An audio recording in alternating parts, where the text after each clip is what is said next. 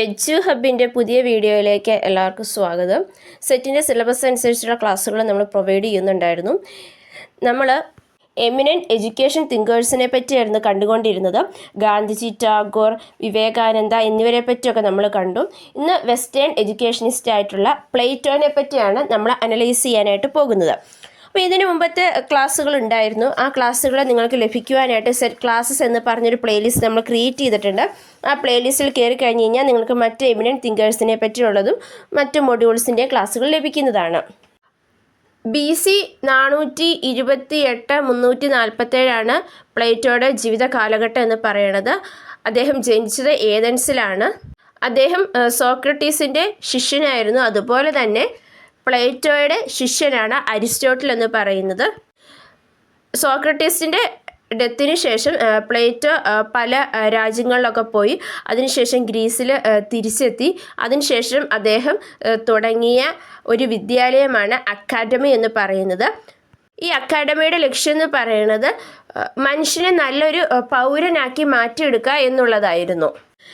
Western ഫിലോസഫിയിലൊരു influential തിങ്കറും അതുപോലെ തന്നെ അക്കാഡമീഷ്യനൊക്കെയാണ് Plato എന്ന് പറയുന്നത്. ഫാദർ ഓഫ് ഐഡിയലിസം ആയിട്ട് കരുതപ്പെടുന്നത് പ്ലേറ്റോനെയാണ്. ഫിലോസഫി എന്നുള്ള ടേം ആദ്യമായിട്ട് ഉപയോഗിച്ചത് നമ്മുടെ ഈ പ്ലേറ്റോയാണ്. എഡ്യൂക്കേഷനെ പറ്റി എഴുതിയിട്ടുള്ളതിൽ വെച്ച് ഏറ്റവും ഫൈനസ്റ്റ് ആയിട്ടുള്ള ട്രീറ്റ് ആയിട്ട് കരുതപ്പെടുന്ന അദ്ദേഹത്തിൻ്റെ റിപ്പബ്ലിക് എന്ന് പറയുന്ന വർക്കാണ്. റിപ്പബ്ലിക്, ലോസ്, അപ്പോളജി, സിംബോസിയം എന്നിവയെല്ലാമാണ് അദ്ദേഹത്തിൻ്റെ മറ്റു വർക്കുകൾ എന്ന് പറയുന്നത്. നമുക്ക് പ്ലേറ്റോയുടെ ഫിലോസഫി നോക്കാം.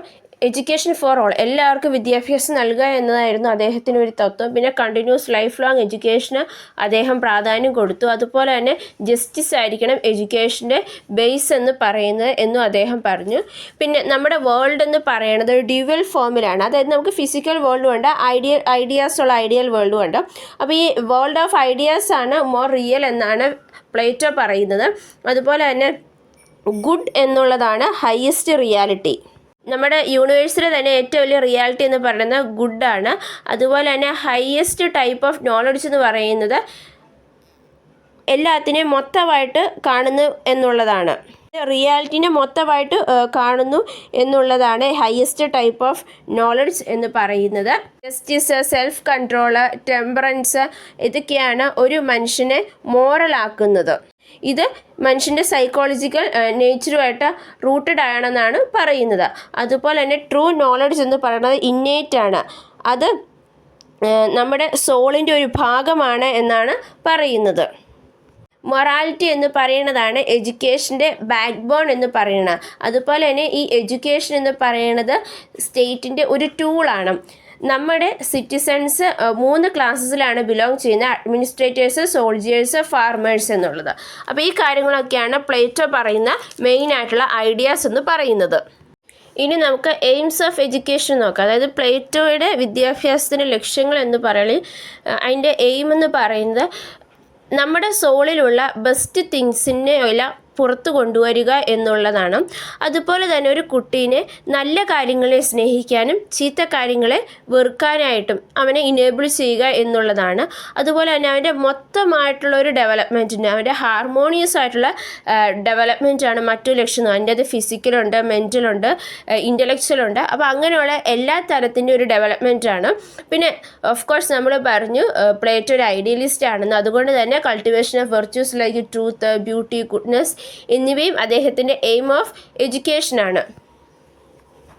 പിന്നെ വരുന്ന ഡെവലപ്പ് ഓഫ് സെൽഫ് ഡിസ്പോസിഷൻ, അതായത് ഒരു സാമൂഹ്യമായിട്ടുള്ള സ്വഭാവം, എല്ലാവർക്കും ഒരേ രീതിയിലുള്ളൊരു സ്വഭാവം ഉണ്ടാക്കി എടുക്കുക എന്നുള്ളത് വിദ്യാഭ്യാസത്തിൻ്റെ ലക്ഷ്യമാണ്. അതുപോലെ തന്നെ സൊസൈറ്റീനെ ഭാവിയിൽ സേവിക്കാനായിട്ട് പറ്റുന്ന, അല്ലെങ്കിൽ സൊസൈറ്റിക്ക് നല്ല കാര്യങ്ങൾ ചെയ്യാനായിട്ട് പറ്റുന്ന സെർവൻസിനെ പ്രൊഡ്യൂസ് ചെയ്യുക എന്നുള്ളതാണ്. Produce future servants of the society, അതായത് വരും കാലത്ത് സൊസൈറ്റിനെ നല്ല രീതിയിൽ സെർവ് ചെയ്യുന്ന വ്യക്തികളെ പ്രൊഡ്യൂസ് ചെയ്യുക. അതുപോലെ തന്നെ self efficiency, develop self efficiency, അതായത് സ്വന്തം കാലിൽ നിൽക്കാനായിട്ട് ഓരോരുത്തരെയും പ്രാപ്തരാക്കുക എന്നുള്ളതും പ്ലേറ്റോയുടെ വിദ്യാഭ്യാസത്തിൻ്റെ ലക്ഷ്യങ്ങളാണ്. പ്ലേറ്റോയുടെ കരിക്കുലത്തിലോട്ട് വരുമ്പം, അതായത് ഒരു നല്ല ഓർഗനൈസ്ഡ് ആയിട്ടുള്ള, അതുപോലെ തന്നെ എല്ലാം കണക്ട് ചെയ്തുകൊണ്ട് ഒരു ഓർഡറിൽ പ്രസൻറ്റ് ചെയ്തൊരു കരിക്കുലം എന്ന് പറയുന്നത് പ്ലേറ്റോയുടെ കരിക്കുലമാണ്. അതായത് ഓരോ സ്റ്റേജസ് ഓഫ് ഹ്യൂമൻ ഡെവലപ്മെൻറ്റ്, അതായത് ഓരോ ഏജിൻ്റെയും മെൻ്റൽ എബിലിറ്റി, ഇൻ്റലക്ച്വൽ എബിലിറ്റി ഒക്കെ വെച്ചുകൊണ്ടുള്ള ഒരു കരിക്കുലമാണ് പ്ലേറ്റോ ഡിസൈൻ ചെയ്തത്. ജനനം മുതൽ 6 വയസ്സ് വരെ ഫിസിക്കൽ ആൻഡ് മോറൽ ഡെവലപ്മെൻറ്റിനാണ് നമ്മൾ പ്രാധാന്യം കൊടുക്കുന്നത്. അതിനുശേഷം 13 വയസ്സ് വരെയുള്ള കാലഘട്ടങ്ങളിലാണ് നമ്മൾ reading, writing, arithmetic, singing, dancing എന്നിങ്ങനെയുള്ള കാര്യങ്ങളെല്ലാം പഠിക്കുന്നത്. ഇനി 13 മുതൽ 16 വയസ്സ് വരെയുള്ള കാലഘട്ടങ്ങളിലാണ് നമ്മൾ അരിത്തമെറ്റിക്, സയൻസ് എന്നീ വിഷയങ്ങളെല്ലാം പഠിക്കുന്നത്. ഇനി 60 തൊട്ട് 20 വയസ്സ് വരെയുള്ള കാര്യങ്ങളാണ് മിലിറ്ററി ട്രെയിനിങ്, എക്സസൈസ്, ജിംനാസ്റ്റിക് എന്നിങ്ങനെയുള്ള കാര്യങ്ങൾക്കൊക്കെ പ്രാധാന്യം കൊടുക്കുന്നത്. ഇനി 20 മുതൽ 30 വയസ്സ് വരെയുള്ള ആ ഒരു കാലഘട്ടത്തിലാണ് നമ്മൾ സയൻറ്റിഫിക് സ്റ്റഡിക്ക് അതുപോലെ തന്നെ ലിറ്ററേച്ചറിനൊക്കെയും പ്രാധാന്യം കൊടുക്കുന്നത്. ഇനി 30 മുതൽ 35 വയസ്സ് വരെയുള്ള കാലഘട്ടമാണ് ഫിലോസഫി, ലോജിക്ക്, എത്തിക്സ്, സൈക്കോളജി എന്നിങ്ങനെയുള്ള സബ്ജക്റ്റുകൾക്കാണ് നമ്മൾ പ്രാധാന്യം കൊടുക്കുന്നത്.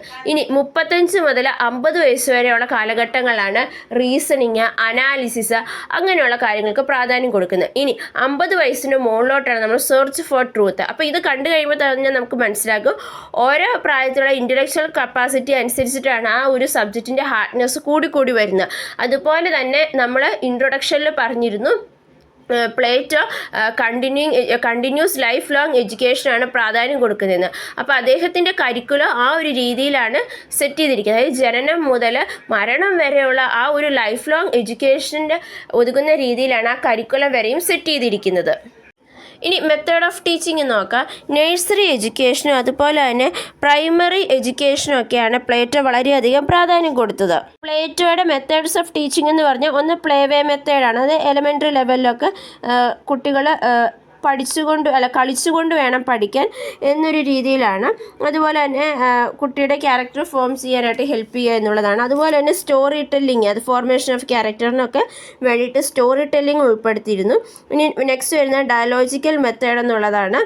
അതായത് ഇവിടെ ഒരു ജോയിൻറ്റ് എക്സ്പ്ലോറേഷൻ ഓഫ് എ സബ്ജക്റ്റാണ്. അതായത് ടീച്ചറും സ്റ്റുഡൻറ്റും തമ്മിലുള്ള ആ ഒരു ഡയലോഗ് വഴിയാണ് ഇത് നടക്കുന്നത്. പിന്നെ സോക്രറ്റിക് മെത്തേഡ് ഓഫ് ടീച്ചിങ്, അതായത് ക്വസ്റ്റ്യൻ ആൻസർ സെക്ഷൻ അതും ഉൾപ്പെടുത്തിയത്. പിന്നെ ലേണിംഗ് ബൈ ഡൂയിങ്, ആ ഒരു മെത്തേഡിനും ലേണിംഗ് ബൈ ഡൂയിങ്, അതായത് ചെയ്തുകൊണ്ട് പഠിക്കുന്ന ആ ഒരു രീതിക്ക് വളരെയധികം പ്രാധാന്യം കൊടുത്തിരുന്നു. ഈ ഫോഴ്സ് എഡ്യൂക്കേഷനെ എതിർത്തിരുന്നു. അതായത് കുട്ടികളിൽ ഇൻട്രസ്റ്റ് ഉണ്ടാക്കി വേണം നമ്മൾ പഠിപ്പിക്കാനായിട്ട് എന്നൊരു രീതിയിലായിരുന്നു പ്ലേറ്റോ. അതായത് നമ്മൾ കുട്ടികളെ പഠിക്കുന്ന പറഞ്ഞ് ഫോഴ്സ് ചെയ്യുകയല്ല, മറിച്ച് അവരുടെ ഉള്ളിൽ പഠിക്കാനുള്ളൊരു ഇൻട്രസ്റ്റ് ഉണ്ടാക്കി എടുക്കുക എന്നുള്ളതാണ്. ആ ഒരു രീതിയിൽ വേണം, ആ ഇൻട്രസ്റ്റ് ഉണ്ടാക്കി എടുത്തുകൊണ്ട് വേണം കുട്ടികളെ പഠിപ്പിക്കാൻ എന്നുള്ളതായിരുന്നു പ്ലേറ്റോ മുമ്പോട്ട് വെച്ച ആശയം എന്ന് പറയുന്നത്. ഇനി ഡിസിപ്ലിനിലോട്ട് വരുമ്പോൾ സെൽഫ് ഡിസിപ്ലിന് വളരെയധികം പ്രാധാന്യം കൊടുത്തിരുന്നു. കുട്ടികളുടെ ഇന്നർ നീഡ്സ് സാറ്റിസ്ഫൈ ചെയ്ത് കഴിഞ്ഞ് കഴിഞ്ഞാൽ അല്ലെങ്കിൽ ഇന്നർ നീഡ്സ് സാറ്റിസ്ഫൈ ചെയ്യുന്നതിലൂടെ നമുക്ക് ഡിസിപ്ലിൻ ഉണ്ടാക്കിയെടുക്കാനായിട്ട് സാധിക്കും എന്നതാണ് പ്ലേറ്റോ പറയുന്നത്.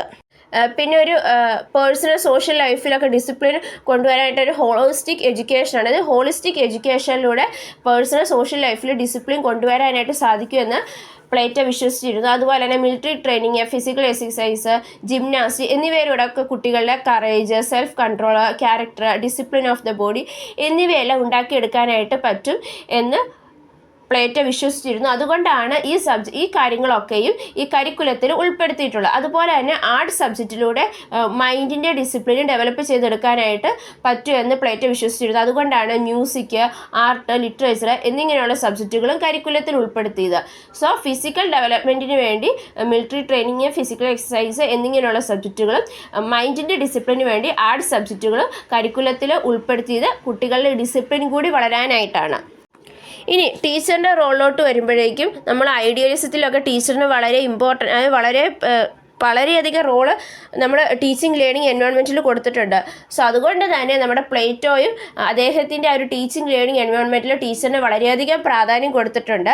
ഒരു വൈസ് മെൻ ആയിരിക്കണം, അതുപോലെ തന്നെ ഇൻ്റലക്ച്വലി നല്ല ഇതുള്ള വ്യക്തിയായിരിക്കണം, കുട്ടികളെ നന്നായിട്ട് ഗൈഡ് ചെയ്യുകയും ഡയറക്റ്റ് ചെയ്യുകയും ചെയ്യണം.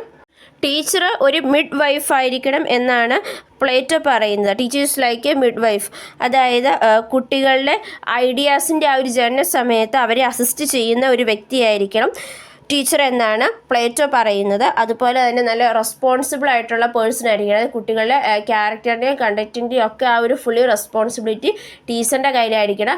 അതുപോലെ തന്നെ പ്രൊഫഷനോട് നല്ലൊരു കമ്മിറ്റഡ് ആയിട്ടുള്ള ഒരു വ്യക്തിയായിരിക്കണം. മോറലി ഗുഡ് ആയിട്ടുള്ള കാര്യങ്ങൾ വേണം കുട്ടികളെ എപ്പോഴും പഠിപ്പിക്കാനായിട്ട് ടീച്ചർ. സോ ഇതൊക്കെയാണ് പ്ലേറ്റോയുടെ ആ ഒരു എഡ്യൂക്കേഷനുമായിട്ട് ബന്ധപ്പെട്ട കാര്യങ്ങൾ. ഇനി കോൺട്രിബ്യൂഷനിലോട്ട് വരുമ്പോൾ വുമൺ എഡ്യൂക്കേഷന് വളരെയധികം പ്രാധാന്യം കൊടുത്തിട്ടുണ്ട്. അതായത് ജെൻഡർ ഡിസ്പാരിറ്റി കാണിച്ചിട്ടില്ല. വുമൺസിൻ്റെ എഡ്യൂക്കേഷനും കൊടുത്തിട്ടുണ്ട്, അതുപോലെ തന്നെ മെയിലിൻ്റെ എഡ്യൂക്കേഷനും പ്രാധാന്യം കൊടുത്തിട്ടുണ്ട്. വിദ്യാഭ്യാസത്തിൻ്റെ കാര്യത്തിൽ ജെൻഡറിൻ്റെ പേരിലുള്ള യാതൊരുവിധ ഡിസ്ക്രിമിനേഷനും അദ്ദേഹം കാണിച്ചില്ല. ജെൻഡർ ഇക്വാളിറ്റി ഫോളോ ചെയ്ത ഒരു ഫസ്റ്റ് എഡ്യൂക്കേഷനിസ്റ്റാണ് അദ്ദേഹം. അതായത് വുമണിനും മെന്നിനും ഈക്വൽ ആയിട്ടുള്ള എഡ്യൂക്കേഷൻ കൊടുത്തു, ഈക്വൽ ആയിട്ടുള്ള എഡ്യൂക്കേഷൻ ഓപ്പർച്യൂണിറ്റീസും അദ്ദേഹം കൊടുക്കുകയാണ് ചെയ്തത്. അതുപോലെ തന്നെ ഏറ്റവും വലിയ പ്രത്യേകത എന്ന് പറഞ്ഞു കഴിഞ്ഞാൽ ഓരോ ഏജിനനുസരിച്ചുള്ള കരിക്കുലമാണ് അദ്ദേഹം ഡെവലപ്പ് ചെയ്തെടുത്തത് എന്നുള്ളതാണ്. അതുപോലെ തന്നെ എഡ്യൂക്കേഷനിലൂടെ നല്ല വാല്യൂസ് കുട്ടികളിൽ ഉണ്ടാക്കി ഒരു ഗുഡ് പേഴ്സൺ ആക്കി എടുക്കുക എന്ന ഒരു ഐഡിയ അദ്ദേഹം മുമ്പോട്ട് വെച്ചു. അതുപോലെ തന്നെ ഈ തിയറി ഓഫ് എഡ്യൂക്കേഷൻ ആദ്യമായിട്ട് പ്രസൻറ്റ് ചെയ്തൊരു വ്യക്തി പ്ലേറ്റോയാണ്. മോറൽ ട്രെയിനിങ്ങിന് വളരെയധികം പ്രാധാന്യം കൊടുത്തിരുന്നു. അദ്ദേഹത്തിൻ്റെ റിപ്പബ്ലിക്കിൽ എഡ്യൂക്കേഷനെ പറ്റിയുള്ള എല്ലാ കാര്യങ്ങളും പറഞ്ഞിരിക്കുന്ന വലിയൊരു ഡിസ്കോഴ്സ് തന്നെയാണ്. അതുപോലെ തന്നെ മാത്സിൻ്റെ ലേണിങ്ങിനും അദ്ദേഹം വളരെയധികം പ്രാധാന്യം കൊടുത്തിരുന്നു. സോ ഇതൊക്കെയാണ് പ്ലേറ്റോയായിട്ട് ബന്ധപ്പെട്ട് നമ്മൾ ഓർത്തിരിക്കേണ്ട മെയിൻ ആയിട്ടുള്ള കാര്യങ്ങളെന്ന് പറയുന്നത്. അതായത് പ്ലേറ്റോ ഒരു അൻഷ്യൻ്റ് ഗ്രീക്ക് ഫിലോസഫറാണ്. അക്കാഡമി എന്നുള്ളത് അദ്ദേഹം ഫൗണ്ട് ചെയ്ത ഒരു ഇൻസ്റ്റിറ്റ്യൂട്ടാണ്. റിപ്പബ്ലിക് എന്നുള്ളത് എഡ്യൂക്കേഷനെ പറ്റിയുള്ളൊരു ഡിസ്കോഴ്സാണ്. ഫാദർ ഓഫ് ഐഡിയലിസം എന്ന പേരിലാണ് പ്ലേറ്റോ അറിയപ്പെടുന്നത്. എല്ലാവർക്കും എഡ്യൂക്കേഷൻ കൊടുക്കുക, കണ്ടിന്യൂസ് ലൈഫ് ലോങ് എഡ്യൂക്കേഷൻ കൊടുക്കുക, എഡ്യൂക്കേഷൻ്റെ പേരിലുള്ള യാതൊരുവിധ ജെൻഡർ ഡിസ്ക്രിമിനേഷനും പാടില്ല, എല്ലാവർക്കും ഈക്വൽ ഓപ്പർച്യൂണിറ്റി കൊടുക്കുക. അതുപോലെ തന്നെ എഡ്യൂക്കേഷൻ എന്ന് പറയുന്നത് ഒരു സ്റ്റേറ്റിൻ്റെ ടൂളായിട്ടാണ് അദ്ദേഹം കരുതിയിരുന്നത്. എയിം ഓഫ് എഡ്യൂക്കേഷനിലോട്ട് വരുമ്പോൾ കുട്ടികളുടെ ഉള്ളിലുള്ള ബെസ്റ്റ് തിങ്സിനൊക്കെ പുറത്ത് കൊണ്ടുവരിക, കുട്ടിയുടെ ഹാർമോണിയസ് ആയിട്ടുള്ള ഡെവലപ്മെൻറ്റ് ആയിരിക്കണം എയിം എന്ന് പറയുന്നത്. അതുപോലെ തന്നെ സെൽഫ് എഫിഷ്യൻസി ഉണ്ടാക്കിയെടുക്കുക, നല്ല വാല്യൂസ്, ട്രൂത്ത്, ബ്യൂട്ടി, ഗുഡ്നെസ് എന്നിവയെല്ലാം ഡെവലപ്പ് ചെയ്തെടുക്കുക എന്നുള്ളതും അദ്ദേഹത്തിൻ്റെ ഒരു എയിം ഓഫ് എഡ്യൂക്കേഷനായിരുന്നു. കരിക്കുലത്തിലോട്ട് വരുമ്പോഴേക്കും ഓരോ ഏജിന് ആപ്റ്റായിട്ടുള്ള കരിക്കുലമാണ് അദ്ദേഹം ഡിസൈൻ ചെയ്ത. ഓരോ ഏജിന് ആപ്റ്റായിട്ടുള്ള ആ ഒരു ഏജിന് പറ്റി ഇൻ്റലക്ച്വൽ കപ്പാസിറ്റി അനുസരിച്ച് ഗ്രഹിക്കാൻ പറ്റുന്ന സബ്ജക്റ്റുകളാണ് അദ്ദേഹം ഡിസൈൻ ചെയ്ത. അങ്ങനെ അദ്ദേഹം എല്ലാ സബ്ജക്റ്റുകളും അദ്ദേഹത്തിൻ്റെ കരിക്കുലത്തിൽ ഉൾപ്പെടുത്തി എന്നുള്ളതാണ്. ഇനി മെത്തേഡ് ഓഫ് ടീച്ചിങ്ങിലോട്ട് വരുമ്പോൾ പ്ലേവേ മെത്തേഡിനും സ്റ്റോറി ടെല്ലിങ്ങിനും ഡയലോജിക്കലും ലേണിംഗ് ബൈ ഡൂയിങ്ങിനും എല്ലാം അദ്ദേഹം പ്രാധാന്യം കൊടുത്തിരുന്നു. അദ്ദേഹം പറയുന്നത് കുട്ടികളുടെ ഉള്ളിൽ പഠിക്കാനുള്ള ഒരു ഇൻട്രസ്റ്റ് ഉണ്ടാക്കിയെടുക്കുക എന്നുള്ളതാണ് ഏറ്റവും ഇമ്പോർട്ടൻ്റ് ആയിട്ടുള്ള കാര്യം എന്നാണ്. അല്ലാണ്ട് ഈ ഫോഴ്സ് എഡ്യൂക്കേഷനെ അദ്ദേഹം വളരെയധികം വെറുത്തിരുന്നു. ഇനി ഡിസിപ്ലിനോട്ട് വരുമ്പോൾ സെൽഫ് ഡിസിപ്ലിനാണ് പ്രാധാന്യം കൊടുത്തത്. അതുപോലെ തന്നെ ഹോളിസ്റ്റിക് എഡ്യൂക്കേഷൻ വഴി കുട്ടികളിൽ ഡിസിപ്ലിൻ ഉണ്ടാകും എന്നാണ് അദ്ദേഹം പറയുന്നത്. അതിനുവേണ്ടിയാണ് അദ്ദേഹം മിലിറ്ററി ട്രെയിനിങ്, ഫിസിക്കൽ എക്സസൈസ് എന്നിവയൊക്കെ ഉൾപ്പെടുത്തുക. അപ്പോൾ അതുവഴി കുട്ടികളുടെ കറേജ്, സെൽഫ് കൺട്രോൾ, നല്ല ക്യാരക്ടർ, ബോഡി ഡിസിപ്ലിൻ എന്നിവ ഉണ്ടാകുന്നു. അതുപോലെ തന്നെ ആർട്ട് സബ്ജക്റ്റുകൾ ഉൾപ്പെടുത്തിയത് വഴി മൈൻഡിൻ്റെ ഡിസിപ്ലിനും ഉണ്ടാകും എന്ന് അദ്ദേഹം വിശ്വസിച്ചിരുന്നു. ഇനി ടീച്ചറിൻ്റെ റോളിലോട്ട് വരുമ്പോൾ ടീച്ചറിന് വളരെയധികം പ്രാധാന്യമാണ് കൊടുക്കുന്നത്. വൈസ്മാൻ ആയിരിക്കണം, മിഡ് വൈഫ് ആയിരിക്കണം, കുട്ടികളുടെ ക്യാരക്ടറിൻ്റെയും കണ്ടക്റ്റിൻ്റെയും ഒക്കെ റെസ്പോൺസിബിലിറ്റി ടീച്ചറിനാണ്. പ്രൊഫഷനോട് ഒരു കമ്മിറ്റ്മെൻ്റ് ഉള്ള ഒരു വ്യക്തിയായിരിക്കണം. എപ്പോഴും നല്ല കാര്യങ്ങൾ കുട്ടികളെ പഠിപ്പിക്കുന്ന ഒരു വ്യക്തിയായിരിക്കണം ടീച്ചർ എന്നാണ് പറയുന്നത്. ഇനി കോൺട്രിബ്യൂഷനിലോട്ട് വരുമ്പോൾ വുമൺസിൻ്റെ എഡ്യൂക്കേഷന് പ്രാധാന്യം കൊടുത്തിരുന്നു. അതായത് അദ്ദേഹത്തിൻ്റെ ഒരു ഐഡിയോളജി എന്ന് പറയുന്നത് എഡ്യൂക്കേഷന് ഒരിക്കലും ഒരു ജെൻഡർ ഡിസ്ക്രിമിനേഷൻ പാടില്ല എന്നുള്ളതാണ്. ബോയ്സിനും ഗേൾസിനും ഒരുപോലെ എഡ്യൂക്കേഷണൽ ഓപ്പർച്യൂണിറ്റീസ് പ്രൊവൈഡ് ചെയ്യണം എന്നുള്ളതാണ്. പിന്നെ special curriculum four specific age എന്നുള്ളതാണ്. അതുപോലെ തന്നെ വാല്യൂസൊക്കെ കുട്ടികളിൽ ഇൻകൾക്കേറ്റ് ചെയ്യണം. മോറൽ ട്രെയിനിങ്ങിനൊക്കെ വളരെയധികം പ്രാധാന്യം കൊടുത്തു. മാത്സിൻ്റെ പഠനത്തിനും അദ്ദേഹം വളരെയധികം പ്രാധാന്യം കൊടുത്തു. സോ ഇത്രയൊക്കെ കാര്യങ്ങളാണ് പ്ലേറ്റോയായിട്ട് ബന്ധപ്പെട്ട് നമ്മൾ ഓർത്തിരിക്കേണ്ട മെയിൻ ആയിട്ടുള്ള കാര്യങ്ങൾ എന്ന് പറയുന്നത്. സോ ഈ വീഡിയോ വഴി പ്ലേറ്റോനെ പറ്റി നിങ്ങൾക്ക് ഒരു ഓവറോൾ ഒരു ഐഡിയ കിട്ടിയെന്ന് ഞാൻ വിശ്വസിക്കുന്നു. ഈ വീഡിയോ നിങ്ങൾക്ക് ഇഷ്ടപ്പെട്ടു കഴിഞ്ഞാൽ ലൈക്ക് ചെയ്യുക, ഷെയർ ചെയ്യുക. നമ്മുടെ ചാനൽ സബ്സ്ക്രൈബ് ചെയ്യാത്തവരാണെങ്കിൽ സബ്സ്ക്രൈബ് ചെയ്യുകയും തൊട്ടടുത്തുള്ള ബെൽ ഐക്കണിൽ ക്ലിക്ക് ചെയ്യുകയും ചെയ്യുക. താങ്ക്